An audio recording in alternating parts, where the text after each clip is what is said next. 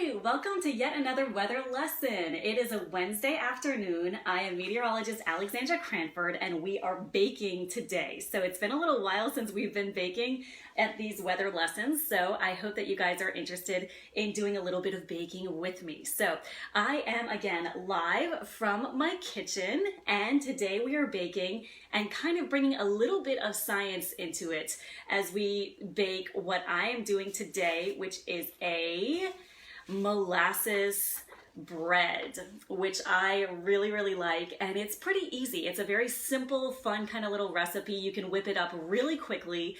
There are no exotic ingredients besides, I guess, the molasses.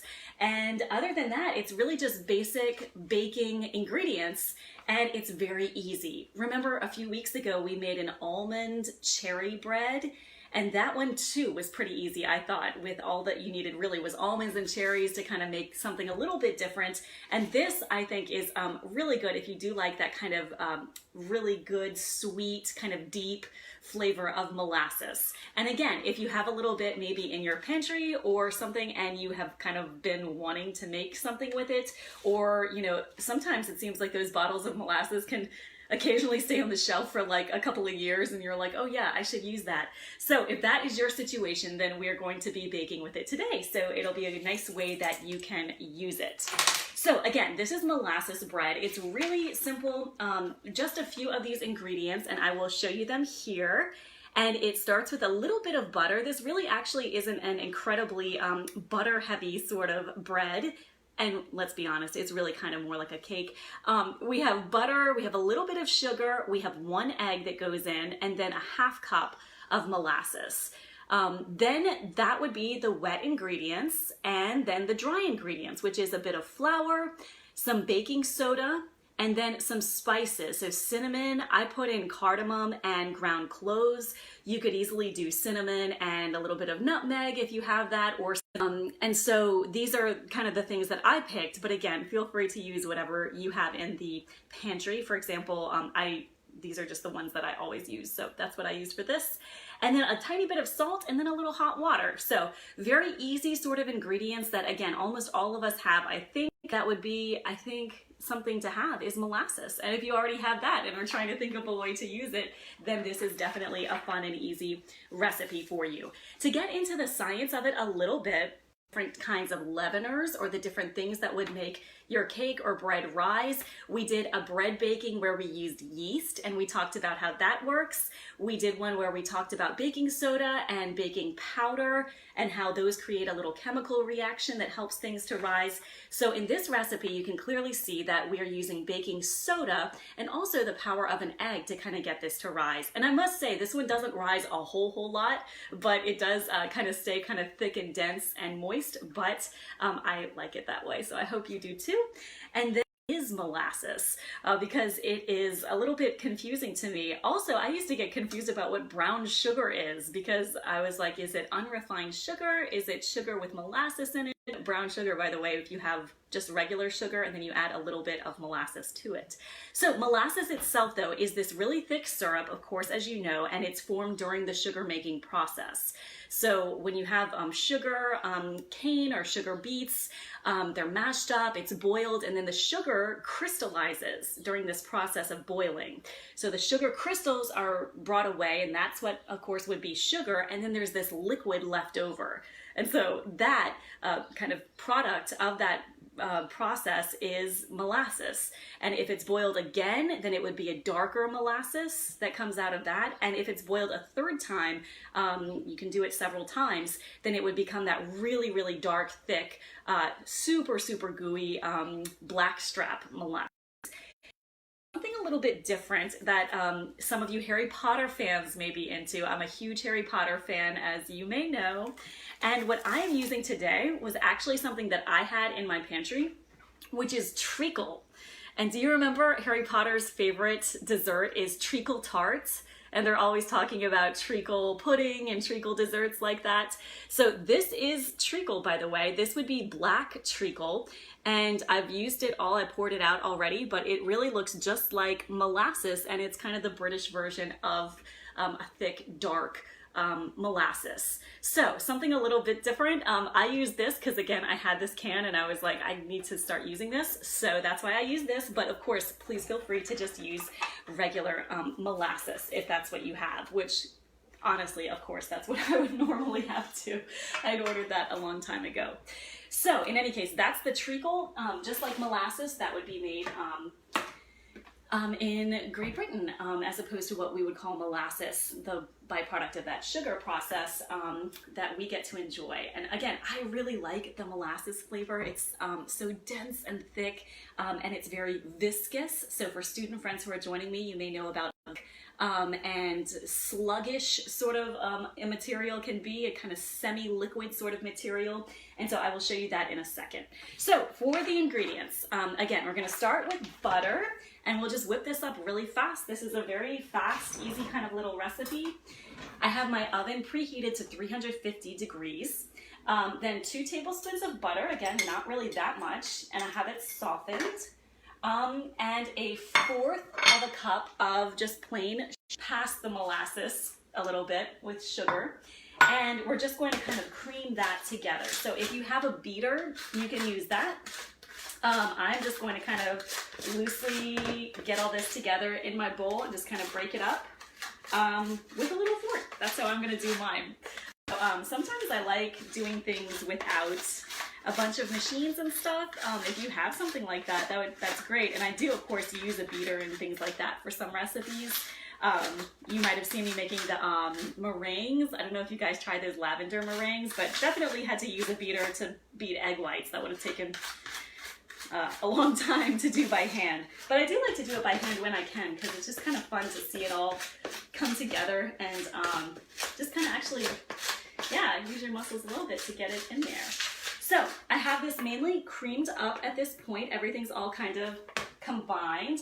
We're going to add the 1 egg, and then we're going to kind of get all of this together and kind of stir it together. Ideally, it would have been softened butter, kind of room temperature butter, and a room temperature egg too, but my egg was cold, sorry.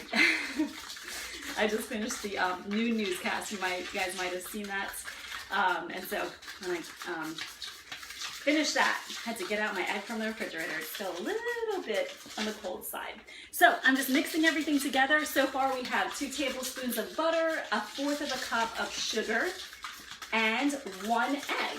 And again, one thing you'll notice with this recipe also is that it doesn't take all that much of anything. It's not like it takes a whole cup of sugar or several cups of flour. It's just pretty small amounts of things that you might already have in your pantry. Okay, so we have those 3 combined. Now we're going to add a 1/2 cup of my oven just beeped, so it's ready for baking. This is my treacle or molasses. So I'm gonna pour it in, and again, this is like the crazy viscosity of this molasses type stuff. It's just so thick. And you can see the slow as molasses kind of thing because it's definitely taking a long time to get in. Actually, you guys may know this trick for dealing with syrup or molasses or like a recipe with corn syrup. You spray the inside with a little bit of oil and then it kind of gets it all out a little bit more easily. So I actually did this, so it is coming out somewhat easily, but there's still some in there. So I'll probably scrape it out at this point. And again, it's a 1/2 cup of molasses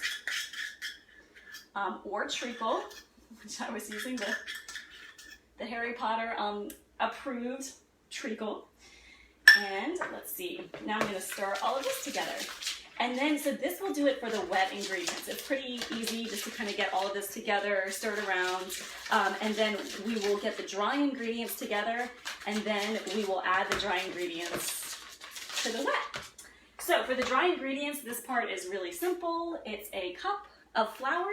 So I'm going to pop that into my bowl. And then the baking soda, a teaspoon of that, and 1/8 of a teaspoon of salt. So I actually already pre-measured that out. That's what this is. Put that in my dry ingredients. And then the spices. So again, I used cardamom, cinnamon, and ground cloves. I really like ground cloves.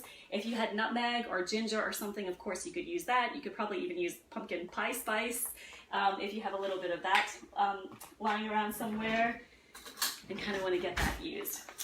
So I'm just going to very quickly and easily sort of just loosely mix all this together. And then the last thing is going to be a half cup of hot water. So you'll get that ready. I just had microwaved that to make it hot. And now we're just going to alternate adding the flour and the hot water. And this is going to go pretty fast and easy. So I'm going to plop in some of the flour into the wet ingredients. Stir that up pretty fast. Get it all mixed in and incorporated. And then I will add, after that is just about finished, then I will add a little bit of the hot water. So again, just a half cup of hot water, and I will stir this around, and then we'll get in another thing of the flour mixture, and we will stir that in for a little bit. Actually, let me switch to a spoon now because I think that's going to make it go a little bit faster. And I guess some of these flavors, now that I think about it, are a little bit more kind of wintry or fall-like. Molasses, cinnamon, things like that. But I think I've told you guys before, I enjoy winter and fall type things well into the summer months, like cocoa and hot drinks like that, hot tea, hot coffee, of course, and I don't think there's anything wrong with making a cinnamony kind of dish like this, right? Even if it's kind of getting to be summer and spring. Maybe not the most seasonally appropriate thing, but also not bad. I think it has a nice flavor, really for any time of year. Okay, so we've been alternating the hot water and the flour. Make sure it's all in there. And that's it. So I'm gonna give this one last stir, get everything incorporated. And then I'm just going to bake my cake in a circle cake pan. So this could be a molasses bread, if you want to call it that. Makes it sound a little bit healthier, or it's really kind of more of a cake, I think, because of all of the sweetness in it. And you'll notice it has a very kind of moist texture when it finishes, kind of a very dense sort of tasting and feeling cake. And then you can do the different shapes if you want to do this in like a 9x9 inch pan, kind of like a brownie pan. You could do that if you prefer that. But again, I have what I am using, which is just a regular, I think this is a 9-inch diameter cake pan. So I've sprayed it with a little bit of butter, oil spray. And now, just as easy as can be, I'm going to pour my batter into the pan. So again, this is not only the molasses at this point, but also the butter and the flour. We also have 1 egg. We have baking soda, cinnamon, cardamom, ground cloves, salt, and then some hot water. And we are bringing it all together. I gotta get it all in. And we're going so I had preheated my oven to 350, and you may have heard it beep a little while ago. So it should be ready to go.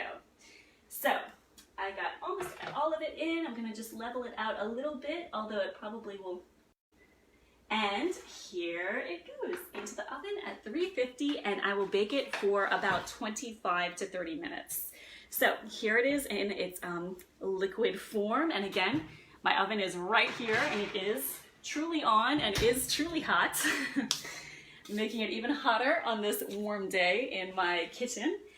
And I did already make one of these that I wanted to show you. So here is what it comes out as.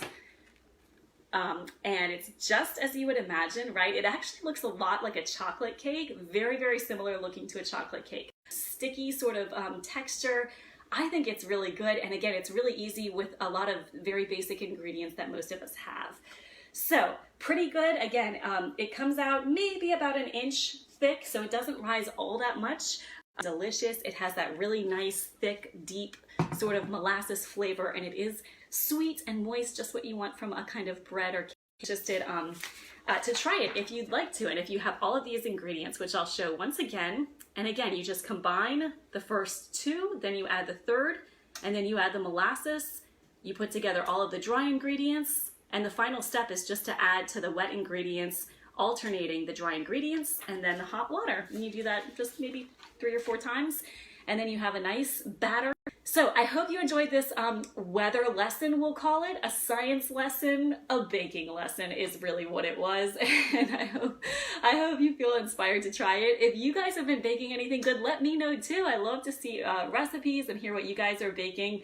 Such a baking sort of time, and I've always really loved to bake since I was little, and a lot of you I probably do too. So I'd love to hear what you have baked. So this is our final weather lesson for this week, but I will be back next week, Monday, Tuesday, Wednesday at 1 p.m.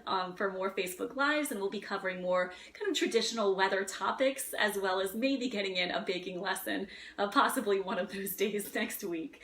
So take care, guys. So nice of you to join me. Thank you very much. I hope you have a wonderful rest of the day. Have a good remainder of Wednesday. Be ready for a few scattered storms in the area Thursday and Friday. So that's something, kind of a little weather heads up, that we'll have a few storms around those days, and then maybe slightly drier for the weekend, but kind of warm in the upper 80s. So thank you again, take care, and I will see you guys soon.